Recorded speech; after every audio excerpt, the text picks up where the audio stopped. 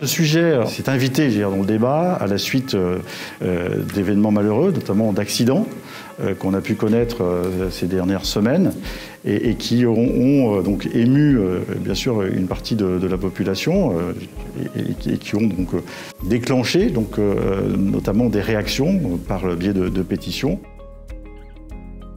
C'est la première fois qu'une mission de ce type est proposée et créée suite à une pétition. C'est la pétition 742 intitulée « Mort, violence et abus liés à la chasse ». Plus jamais ça, qui a été déposée le 10 septembre dernier par Madame Sanchez et qui a dépassé plus de 120 000 signatures sur la plateforme e-pétition du site internet du Sénat.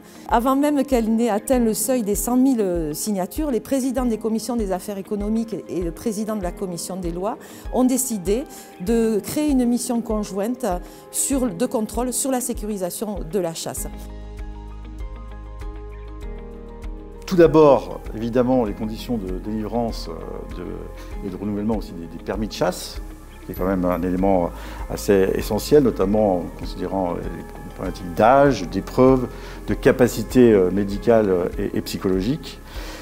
Les conditions de sécurité de la chasse elles-mêmes, donc les zones de protection autour des habitations, les interdictions d'alcool, les encadrements des battues, les missions de l'Office français de la biodiversité, et de la gendarmerie nationale. La réglementation qui est relative à l'acquisition et à la détention d'armes et de munitions, les sanctions qui peuvent résulter des éventuelles infractions, le partage des espaces naturels en fonction des différents usages, usage sportif, usage de la chasse, et puis la prise en charge des victimes. Ces travaux devraient donner bien sûr lieu à un rapport et l'objectif serait éventuellement, si besoin, d'en décliner une proposition de loi qui sera ensuite proposée au débat.